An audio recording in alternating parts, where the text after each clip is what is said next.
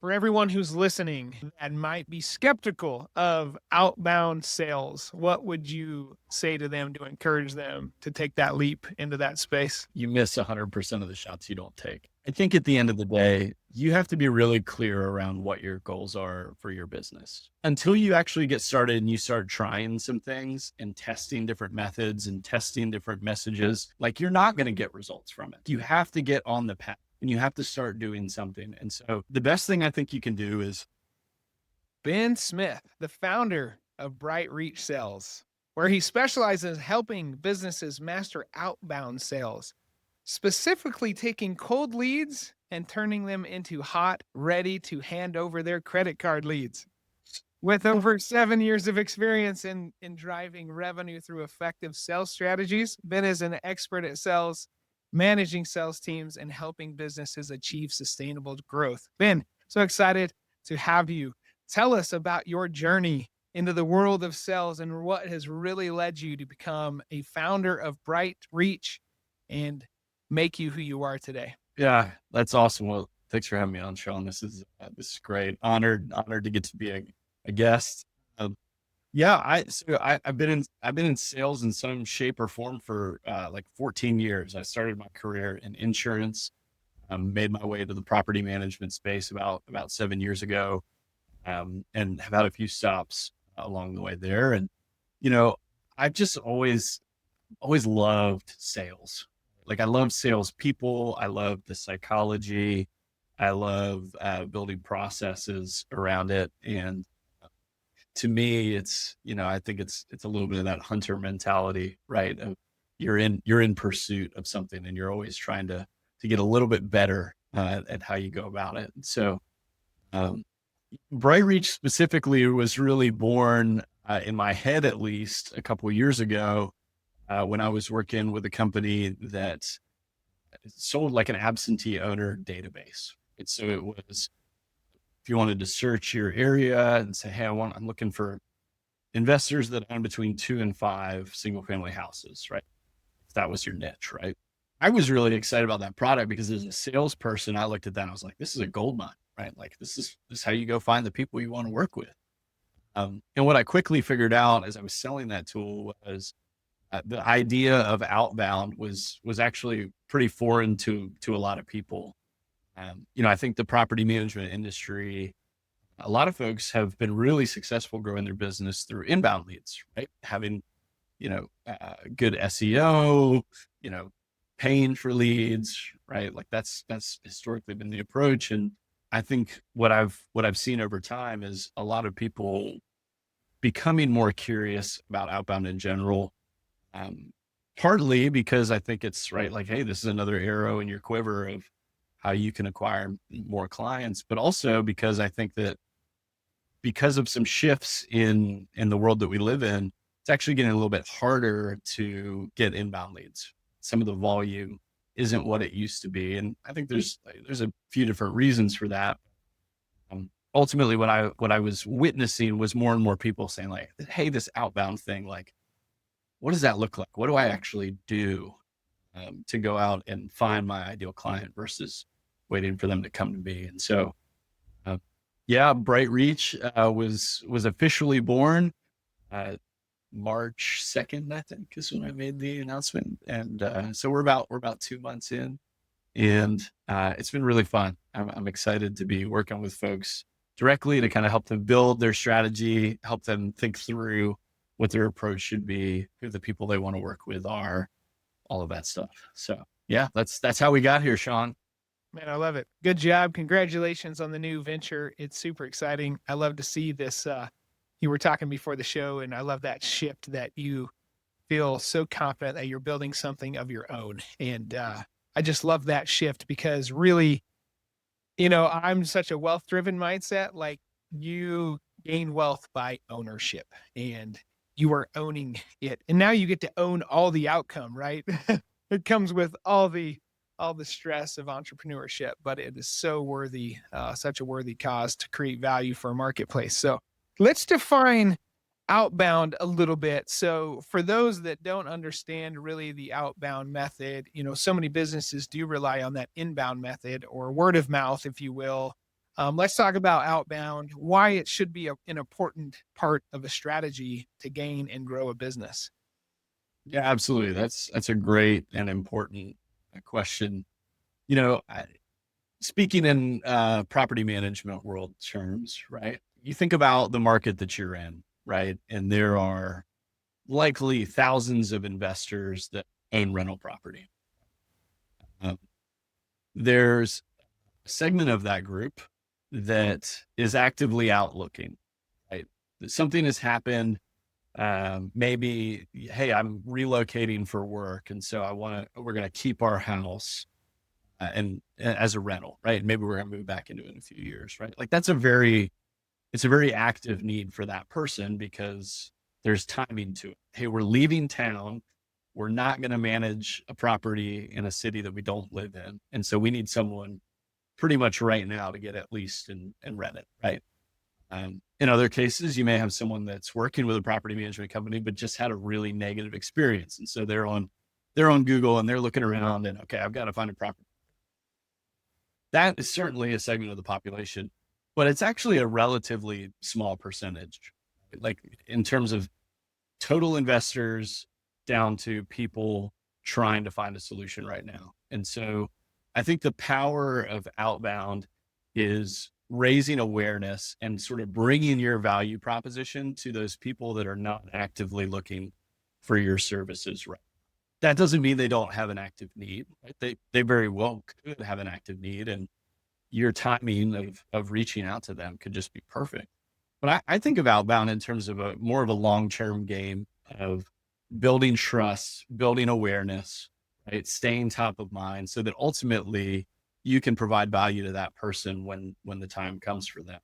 And um, yeah, I think there's a lot of people like outbound can kind of get put into a few different buckets, right? Like there's sort of like broader marketing. Like you think about, hey, we post stuff on our social media, or we send out, 1,000 postcards to a neighborhood or zip code that we want to work in. I think that's part of it, all the way down to what I would define as like very direct outreach. Like I have researched and I figured out that Shawn owns a portfolio in this county. The properties or the types of properties I want to manage. And so I want to reach out to Shawn directly to try to build a relationship and ultimately see if there's a need that I can fill. So hopefully that was, it's probably not a super concise answer, but hopefully that's a relatively high level view of kind of how I look at outbound versus inbound. Yeah, that makes perfect sense. So, in our space, I commonly see, especially in the real estate sales realm, those brokers that are super successful have a long-term mindset. They see sales as a long-term investment rather than I'm going to make a few phone calls, I'm going to shake a few hands, kiss a few babies and think I'm going to get a sale from that. So how do you advise those folks that have that shorter mindset into thinking longer term, especially, like we're in this world where we want everything now and the investment side is not really looked at. So how do you advise them to shift that mindset into a longer strategy? Yeah, that's a great question. I think that maybe a helpful way to think about this is like when you think about your ideal client, right? Like the person that owns an investment property, and let's say that they're self-managing, which we know that about 50% of the market self-manages their properties, right? So it's a good sized chunk. You think about the life cycle of that property that they own, and when a tenant moves out and you're getting it ready to lease again, you're putting it on the market, you're doing showings, you're vetting applications, right? Like there's a lot going on in that period. Like I would venture to say that that's probably one of the most painful parts of self-management of a property, right? It's very high. But then once you get a tenant placed, right, like the hope is that there's not a whole lot going on. If you placed a good tenant, right, like they're paying the rent every month, maybe there's a small maintenance request that comes in that you take care of. But at that point, self-managing doesn't feel all that painful, right? Barring, some of the nightmare scenarios that they do happen. They don't happen.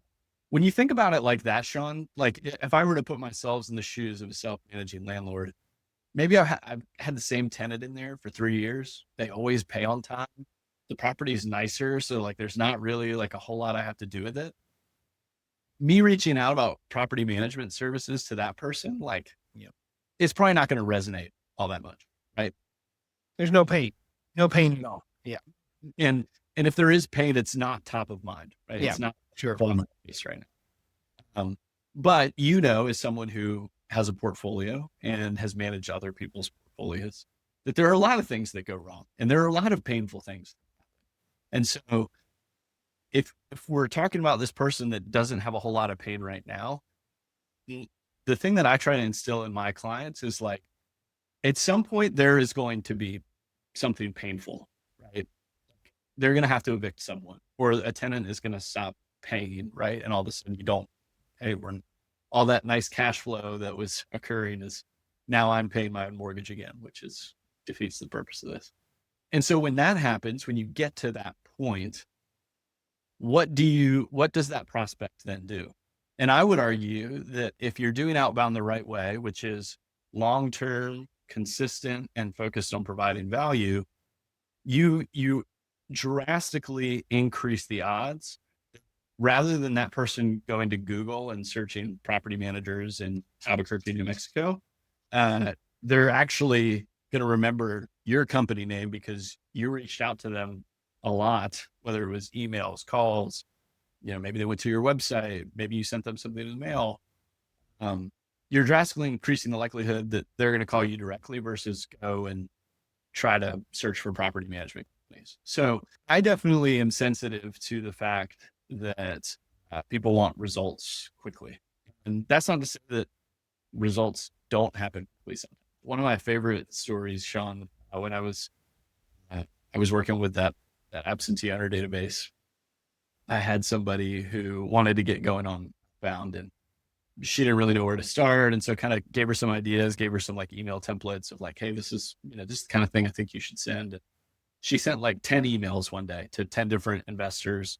She was looking for people that had portfolios of like 5 to 10 doors in a certain market.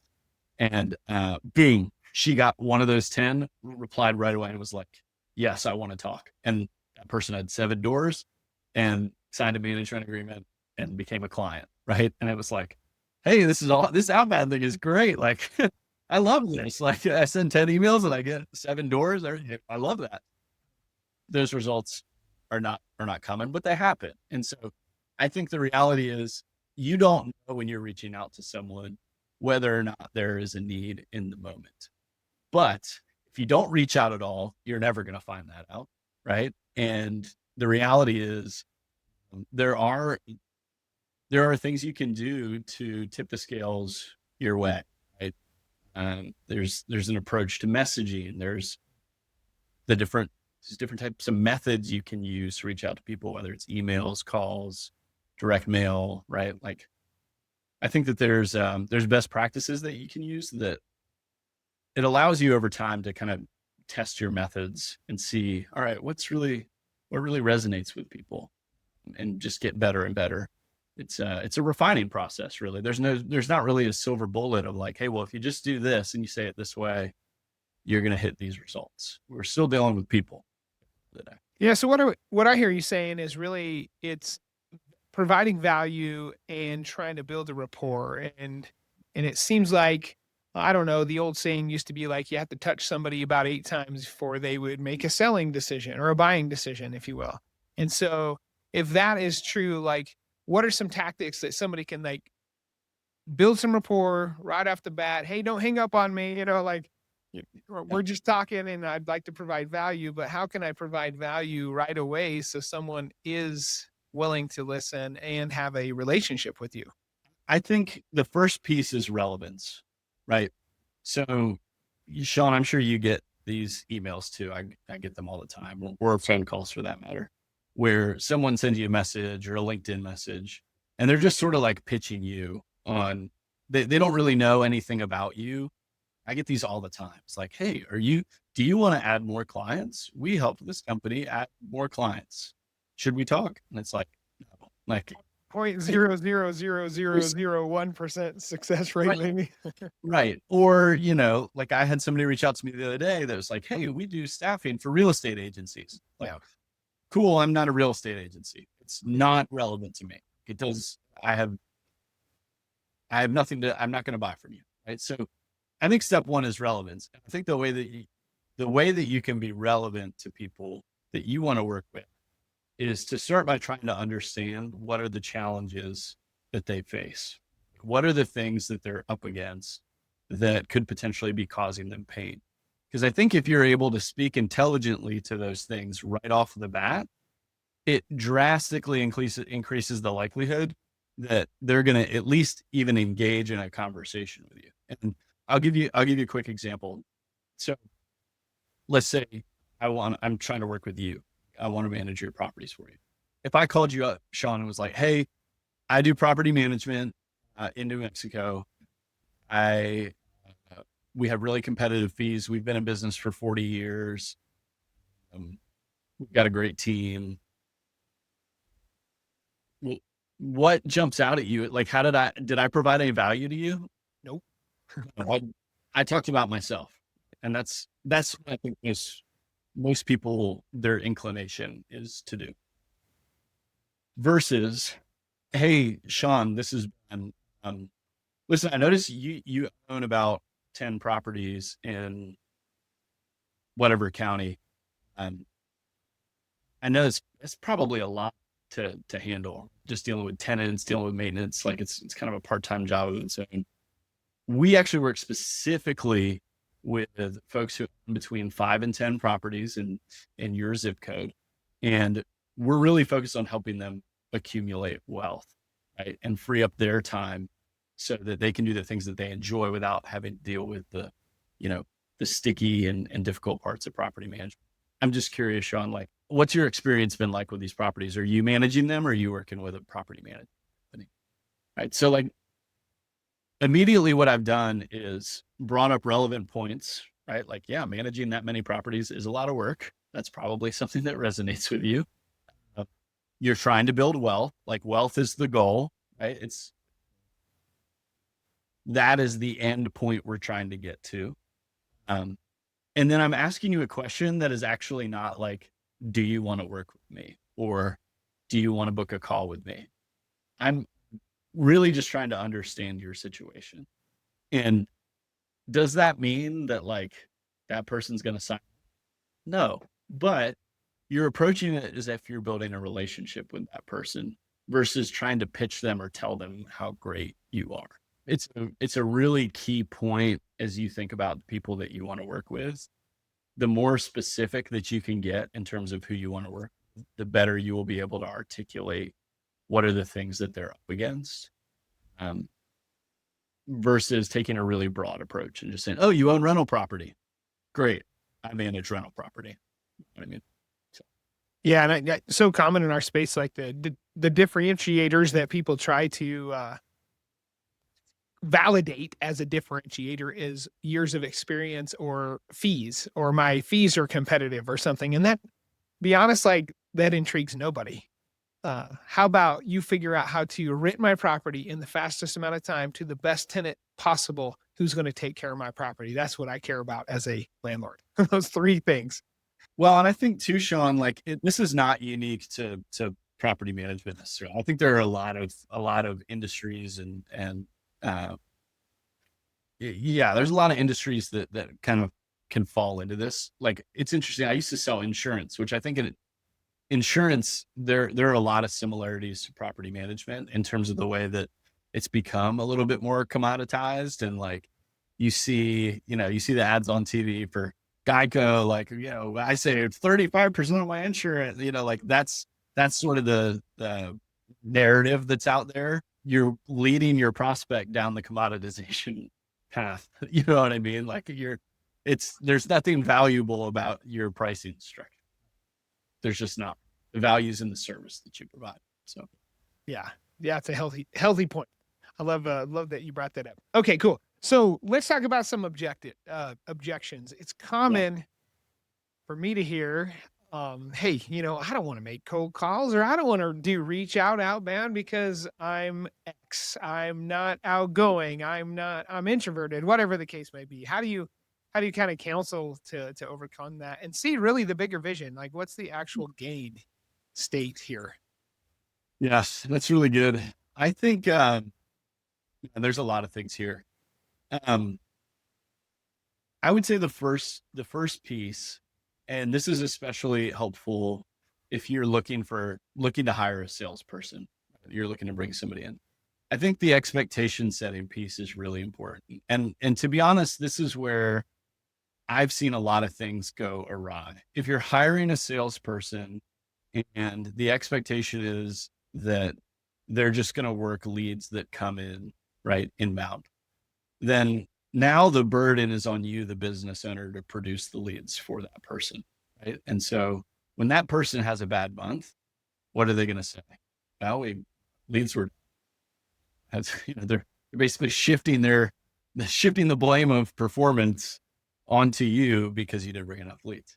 Um, you may be in that situation. You may have a person like that, and I think there are certainly people that can be coached. And the mindset that I would if I was hiring or if I had a salesperson that was trying to lead, what I would try to instill more is, hey, this is how many doors we want. Like this is the goal each month. Like every sales job you've ever been in, it's like, hey, there's a goal. You have a quota that you're trying to hit, right?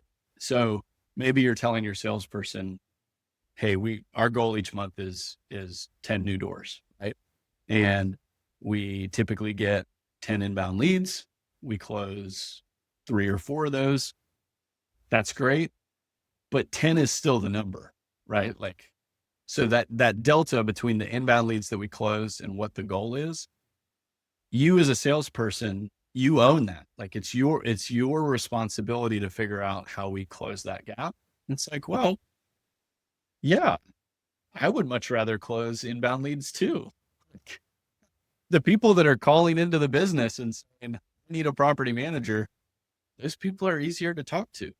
That's the reality. And so I think you have to, assuming outbound, assuming what I'm saying is resonating with you and outbound is part of what you want. I really think it's a mindset shift to ownership of a number, of saying, hey, this is the goal that we have for the business. We're going to support you to get there. But, um, you know, this is what it requires. It requires getting back to the inbound leads quickly, closing those at, whatever your target is for close rate. Beyond that, you've got to network with realtors. You've got to make some calls. You've got to call for rent by owner leads, folks that have active properties on the market that they're self-managing, right? So I think that piece is important. The other thing that I've seen though too, Shawn, is I would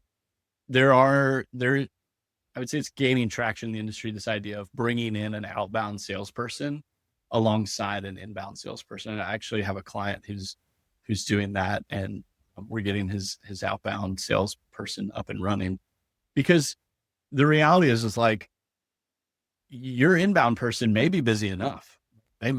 Their time may be full handling inbound leads, right? And they're producing a good result. The outbound mindset is a little bit more of that hunter mindset. And so you want that person that's really driven and motivated to get out and get after it. And, they're going to get rejected 9 times out of 10, but they keep a smile on their face and they keep going, right? And so it's a different personality, sales in general, but specifically outbound, like being willing to put up with the rejection and push through and figure out ways to get better and to improve. And so in some cases that maybe that's the approach that you take, is you bring in somebody specifically for outbound, or you bring in a remote team member that can make cold calls and appointments set for the inbound person. I think there's no one size fits all, but I think at the end of the day, like there needs to be ownership within the sales team around what we're after, and sort of to put it bluntly, like hey, by any means necessary. Like we're going to do whatever it takes. If I have to go knock on doors, I'll knock on doors. I think that's the kind of person that you want in your sales seat. All right, I'm going to ask the age-old challenge in a business that has a sales team in an operations team, which is pretty much every business, right? Mm. How does the onboarding process get smooth with a salesperson that promises and an ops person that has to execute? Look, I know there's a lot of podcasts out there, and hopefully, this one right here is providing you with a ton of value. We want to make the best content possible and find the best guests possible so you're getting a ton of value. The simplest way you can support us in doing that is simply by sharing this episode. So please hit the share button and share it with somebody you know who will get something out of it. Thanks for being here. We appreciate you very much. Great question. You know, it's funny. Kristen Lopez and I were just talking about this on the podcast we do.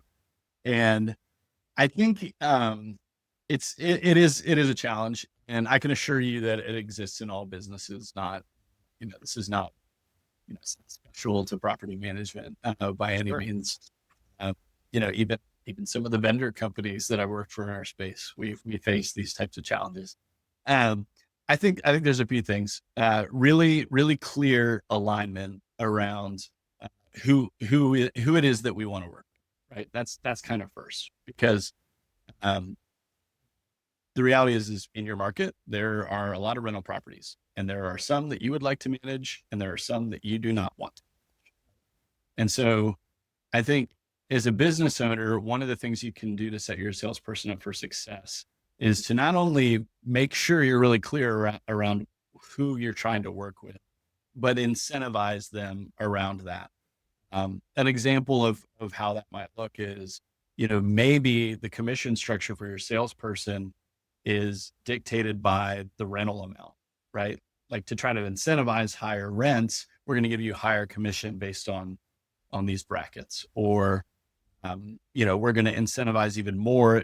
If you bring on somebody with one property, that's great, but if they have three, the commission boost that you get is actually more than if you had signed three individual offers, right? So I think incentive alignment is really, really important. It's critical, because at the end of the day, salespeople want to get paid, and so if you want to dictate their activity, the best way you can do that is compensate them accordingly to do those things. As it relates to the operations side, I think that the best way to approach this is really for your salesperson to have a good understanding of what the onboarding process is and what it looks like and what those people have to do, right? Because it is a lot of work, right? And so they need to be able to see and understand why we do what we do and how that leads to a good client outcome, right? On the flip side, I think the operations team also needs to understand the growth goals for the business, right?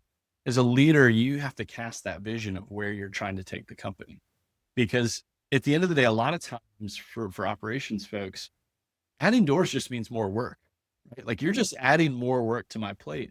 And oh, by the way, you promised all these exceptions to our process and our fee structure that now I have to accommodate for, right? So it is a tricky balance, right? Because you want the salesperson to continue to be motivated, right? You want them to continue to get out and get after it. You don't want them to get discouraged. And you certainly don't want operations killing their motivation by constantly chirping and complaining about the tours that they're bringing on. But the flip side is that salesperson also needs to understand what it takes internally to deliver an outcome, right? And I'll just give an example of this it's property management related somewhat, but back in the day, I worked at Filter Easy. That was kind of my foray into the industry, right? When I was there, we signed a new agreement with someone to enroll in the filter program. And let's say you had 300 doors and I signed you up, Shawn. Well, rather than getting paid my commission up front when you signed, I actually got paid my commission as you added doors to the filter program, because that's when the company started making money. You signing a piece of paper doesn't mean any money for Filter Easy. What it means is you're going to start, right? And so I would make my commission over time. And what that incentivized me to do was to make sure you had a good experience, right? To make sure that you were enrolling people into the filter program, your team understood it, they knew how to talk through objections, that sort of thing. So I think there's a very there's a very similar way you can structure things for a new door that's onboarded, right? And I don't think it's super uncommon for some people would say like, hey, I'm not going to pay the commission until a lease is signed, right, and executed, and we have money in. Like I think that's a good example of a type of control you can set in place so that the salesperson continues to be invested in that relationship. Another idea might be something like a retention bonus, right? Like, hey, we're gonna give you a little bit based on how long that client stays with us. You know what I mean? Most people are used to getting paid something up front, but like, hey, that's kind of great. Like we got through a year of collecting revenue. Like that's we want to compensate you. So then that way your salesperson is not incentivized just to get a PMA signed and then peace out and exit the conversation. And so I'm not, I hope I'm not oversimplifying it. It is a tricky balance. I think as a leader, it's your responsibility to really cast the vision for both sides well and keep a pulse on how it's going, right? We don't want our salespeople running wild and costing the company money because they're bringing on bad doors. But we also don't want our ops team killing the salesperson's motivation because every time they bring on a door, they're met with complaining and sighs and that sort of thing. All right, that's a great transition into the question of what should the salesperson do and what admin work should they not or maybe even do. I know that is a big debate sometimes. Like, I would love to hear you're in your sales experience, like how far down the line you said that, customers retention is important, making sure that they're onboarding new revenue sources or filters in that case that you mentioned. But where's that line? Where should it be drawn of what a salesperson should be doing? Yeah, it's somewhat dependent on your salesperson's personality type, right? And how detail oriented they are. A good example would be I'll use our mutual friend Evan Howard, who I will make sure to send this to so he listens to it. Evan is excellent in front of people. He's excellent moving a deal forward, closing deal. I mean, he was the best salesperson for like 3 years in a row when I was at Filter Easy Second Nature. What Evan was not good at doing was putting stuff in the CRM, right? So the onboarding team would frequently be, hey, Evan, like, I just saw you sign this deal. I don't know anything about it because there's nothing in Salesforce about it. Okay. Well, that's a problem. I am generally speaking an advocate for you want to set the person that you have up for success. So if you have someone that is just exceptionally gifted at talking to people, well, then as much as possible, they need to be doing that. You know what I mean?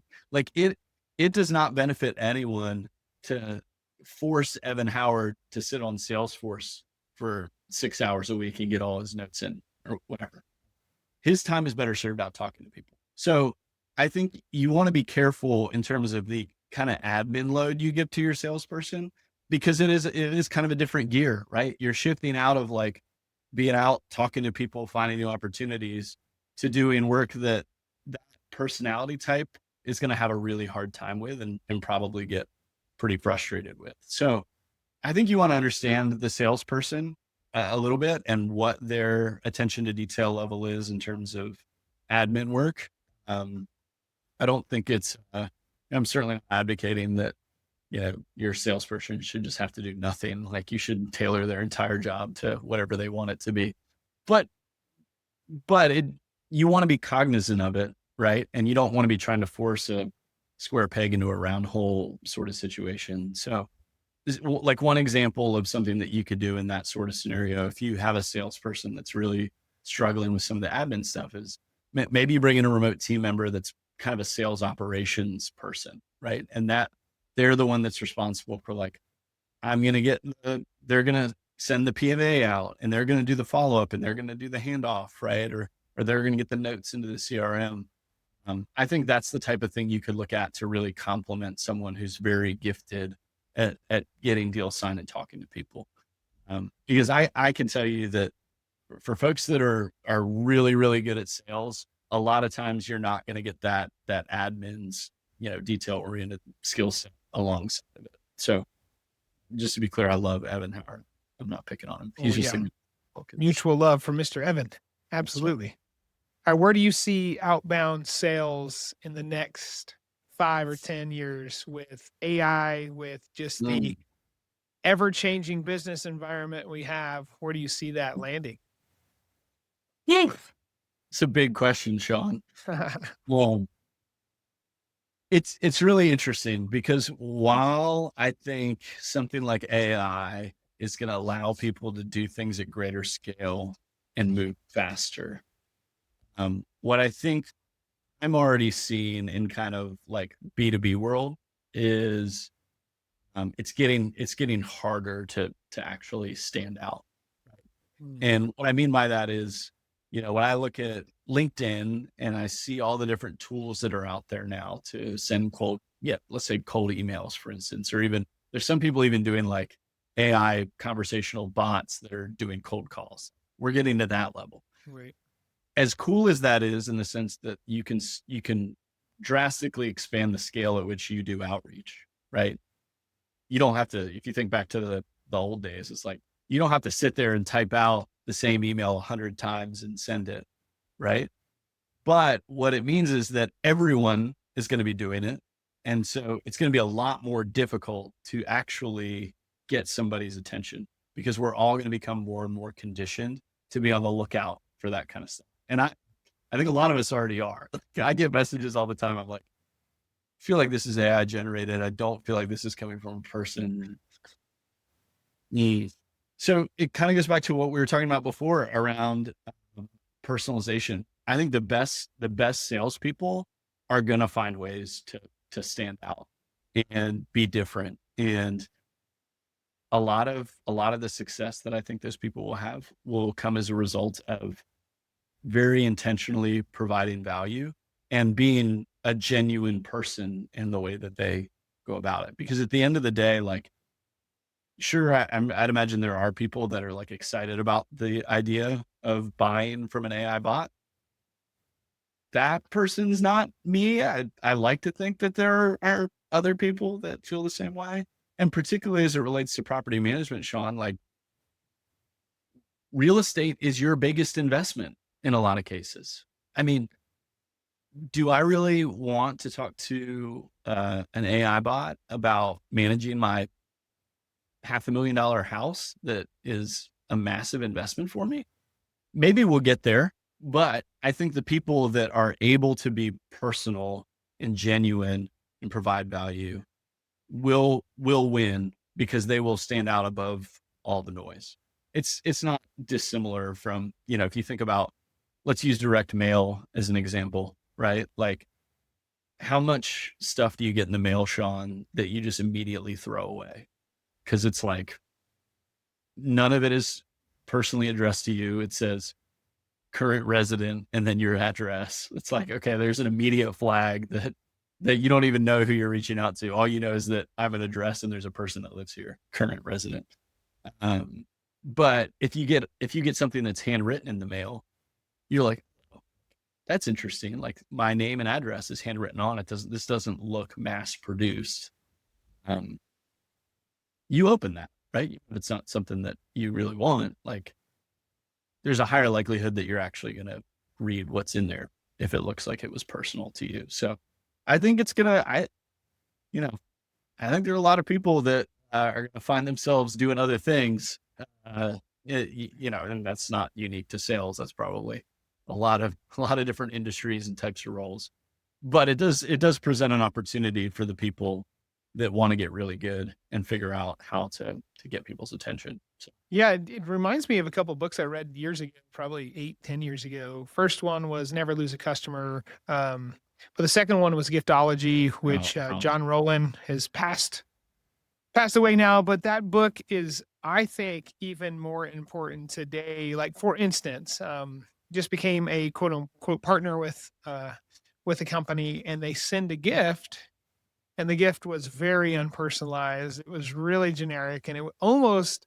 I think a poorly done gift is actually a detractor than it is a attractor, an attractor, if you will. And I'm reminded there's a proverb, it's like Proverb 18:16. It says, like, a gift opens the way and ushers the giver into the presence of the great.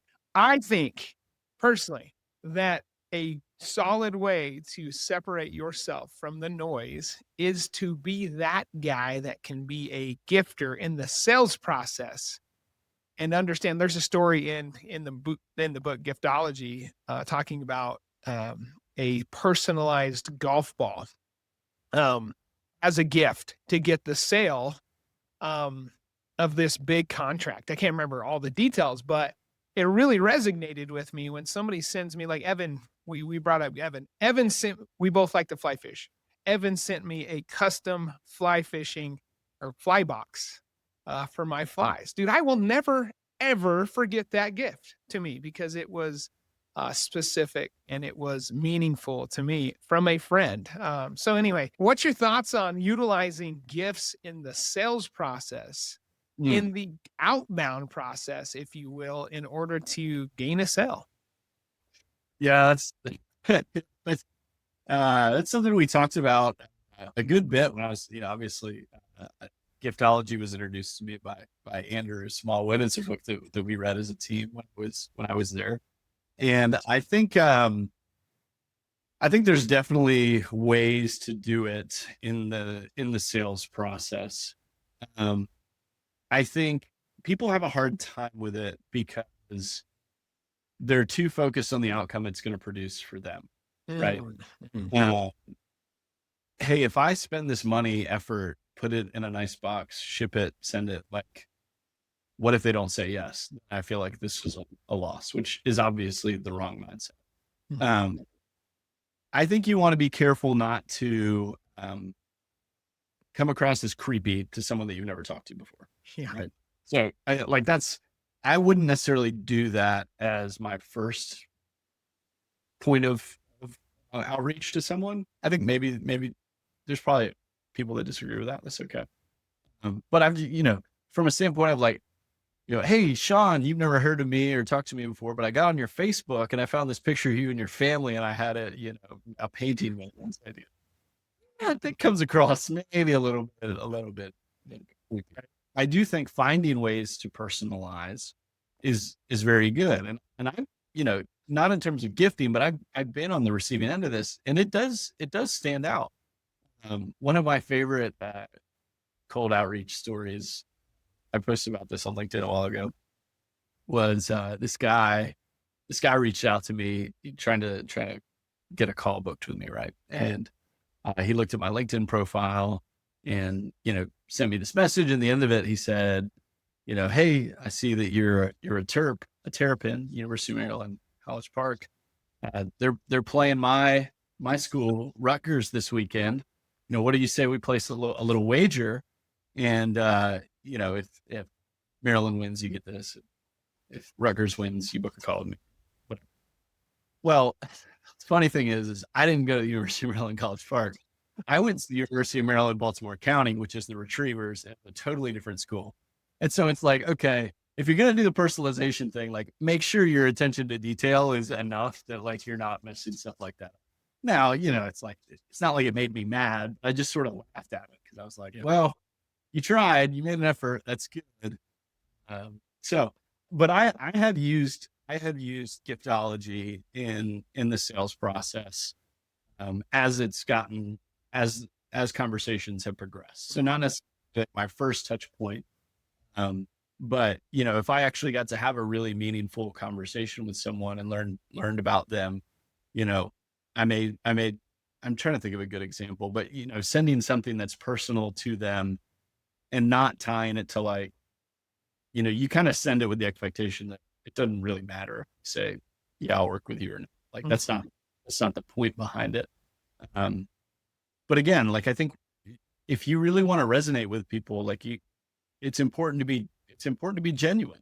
Right. And, you know, if that person receives that gift and it feels like it's attached to like the expectation of a commitment, then you probably need to rethink your strategy. And that's not going to work. Yeah. Yeah. Nah, I don't think so. Yeah. Yeah. I kind of look at it as like dating. Like you're not gonna bust out a ring, right? The first date, it's gonna be some courting, if you will, or some dating that goes on before that happens, you know. But you know, I have received some pretty stellar gifts that are personalized in time. And every time I see that gift, it reminds me of them because they didn't brand it to their business. They branded it to me personally or my family. And thus, when I see it, I think of them and who they are and what business they are in. And I think that works out really well. I get one thing about me is I don't drink coffee and I get an annual box of coffee from a vendor every single year. And I'm just hoping one day they're going to learn that I actually don't drink coffee. Nobody in my family drinks coffee. Well, hey, you can put that in the mail and I'll text you my address. I save it for my in-laws when they come to visit, Yeah. you know. Well, but like that's a really good point. And so I think maybe a helpful way to think about this, whether it relates to gift giving or the type of outreach that you do, like if it feels more convenient for you, the salesperson, then you have the equation wrong. Yeah. And a good example is company branded swag, right? So Shawn, if I want to give out golf balls to all of my clients, say I have 100 clients and I want to give golf balls to all of them, the convenient thing for me to do is to put my logo on it because volume discounts, right? I don't have to go to everybody's logo, right? Like it's just, hey, isn't this great? You got a I'm premium, advertising, yeah. right? Advertising, whatever. Sure. But like, I'm not good. Like that doesn't, to me, the recipient doesn't hold any value to me, right? Um, if I took the time to put your logo on a sleeve of Pro V1s, I bet you're not even going to play those Pro V1s. I bet they're going to sit on your shelf, right? So that because it looks cool and you can look over it. I have on my shelf over here, I have a few golf balls from really cool courses that I've gotten to play, right? And I'm not going to go out and play. I'm terrible at golf. I'll lose those golf balls, right? Like I want to keep them on the shelf. So I got one from Torrey Pines, a golf course here called Tobacco Road. Like, so those are like things that are special to me. I think what you rightly raised is like that fly box that Evan gave you. You're not getting rid of that, right? Like that's going to sit on your desk forever. How many things do you still have from vendors at broker owner 6 years ago? None. If it's branded to theirs, yeah, no. Unless it's like your favorite pen. Right? And it hasn't ran out of ink yet. It's been really good. I want to keep track. Everything else just kind of is noise. Yeah. So the point in all that is like if it feels more convenient for you, it's going to have less of an impact. If it feels more impactful for who you're sending it to, it's going to be less convenient for you. The effort is worth it if you're committed to really building genuine relationships, I think. Yeah. For everyone who's listening that might be skeptical, I can't speak, skeptical of outbound sales, what would you say to them to encourage them to take that leap into that space? You miss 100% of the shots you don't take, right? I think at the end of the day, like you have to be really clear around what your goals are for your business. Okay. And if growth, especially aggressive growth, is part of the equation for you, there's no better that, the best, sorry, I'm all these like anecdotes are popping into my head. The best time to plant a tree was 20 years ago. The second best time is now, right? Like, it's like, until you actually get started and you start trying some things and testing different methods and testing different messages, like you're not going to get results from it, right? Like you have to get on the path and you have to start doing something. And so for somebody that's skeptical, the best thing I think you can do is get really clear about the type of person that you're trying to reach, right? That's kind of first thing. Go from broad to more narrow.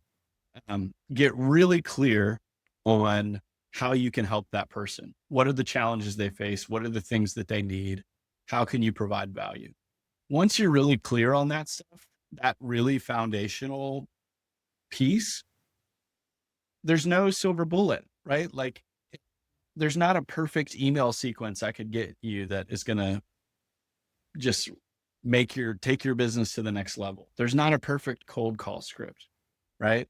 You just have to start trying things and continue to test, right? Let's say that you send out 100 cold emails about maintenance and then 100 cold emails about tenant fraud. Wow, we got our open rate and click-through rate on the email about tenant fraud was a lot higher than the one about maintenance. Maybe we should drill in more there, right? Maybe we should invest more of our energy and resource and messaging into helping people spot tenant fraud in their rental properties. But the reality is until you start doing it, you're not going to get any results because you're on the sidelines, right? So I think get really clear about what your goals are and start doing something, even if it's just focused on one sort of method, whether it's email, calls, realtor referrals, right? Like pick something and go deep on it and commit to it for a long period of time.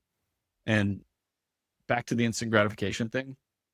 Honestly, I think that's kind of the hardest part. The hardest part is not actually like finding the prospects that you should reach out to, crafting the message. The hardest part is sticking to it when you aren't seeing results come in right away. And I felt that too as a salesperson. I've tried different things and given up on them too quickly because I got impatient.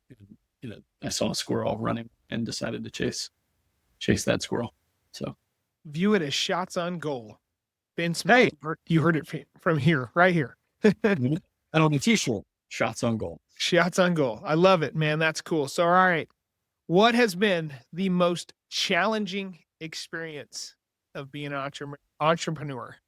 Well, yeah, great question. Well, obviously I'm very seasoned at this, about 60 days into my business.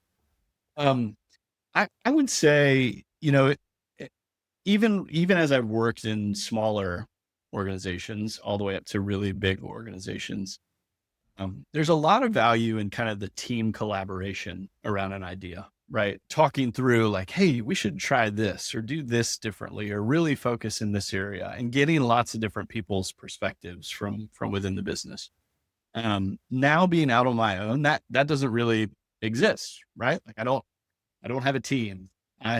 Anything that happens within this business is done by me and it's decided by me. And like, there's something really freeing about that, right? There's not a whole lot of red tape over here at Bright Reach Sales. Like we sort of just make decisions and go. But I think there is value in having people around you that are kind of advising you. And so, there are certainly people that I admire, that I value their opinion, that I look up to. You're a great example of this. You and I had talked through a lot of kind of business solopreneur stuff. And hey, what do you think about this? I'm thinking about trying this. And that stuff is good, but like Shawn, I'm not in your business and you're not in mine. We have experiences and we have opinions, but at some level we lack context of what's happening in each other's world, right? You're not in the conversations I'm having. I'm not in conversations you're having. And so I think that's been an interesting challenge to navigate, because I think what can happen is you sort of like get trapped in your own little bubble of like, what it sometimes can be like kind of self-defeating thoughts. You know what I mean? Of like, oh man, like, is this going to work? Right. And you're just constantly saying that to yourself over and over again. You don't really have other people. Valley of despair. So, it's funny. I have a really good friend, who owns a coffee shop here in Raleigh.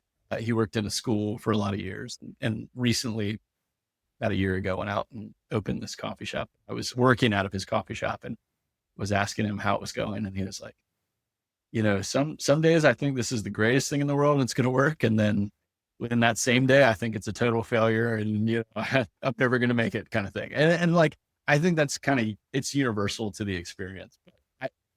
Until I went out and actually started doing it, it's hard to know for sure how you respond to that sort of stuff.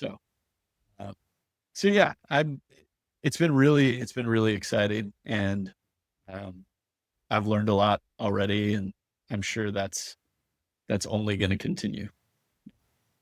Because yeah, entrepreneurship is certainly an emotional roller coaster. So kudos to you, Ben, for stepping out and taking it on. So, all right, where can people find out more about you and what you're doing to level up their business? Yeah, absolutely. Brightreachsales.com is my website. I've got plenty of free resources there. I've got a newsletter that goes out that's about outbound. So brightreachsales.com/newsletter is where you can find that.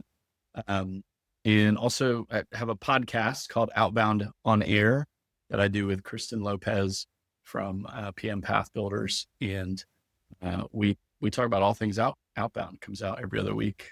YouTube, Spotify, wherever you find your podcasts. And you're big on LinkedIn.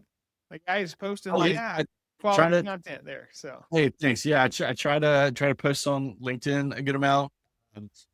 Yeah, that's a good example of like somewhere where I'm seeing AI creeping in more. Like it's hard because LinkedIn to me looks like MS-DOS. So I'm super stoked that there's some tech in there. There is. I think it's great, especially if you are really intentional about building an audience of people that you want to work with, right? Because one thing I have really noticed is it can really quickly become like an echo chamber of your world. There are a lot of people in my feed that are fellow vendors, B2B SaaS vendors, right? Like, so I see a lot of that stuff, and you have to pretty intentionally effort like making your feed look more like the types of people that you're wanting to work with and actually see your message and just being advice. Yeah, maybe that's what it is. The algorithm has got me, and I'm just like in the valley of this narrow of a niche, and it's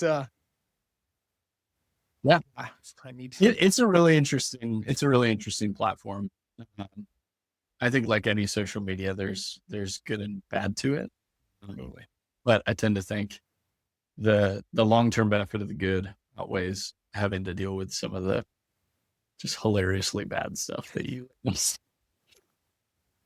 Well, Ben, thanks so much for coming on today and sharing your expertise. Appreciate it. Absolutely, man. It's a true pleasure. Thanks again, Shawn. I appreciate all the guidance and advice you've given me over the years. It's an honor to be on this journey alongside you, man. My pleasure, my friend. Absolutely. Cheers. If today's episode hit home, share it with a friend and be sure to subscribe so you don't miss the next one.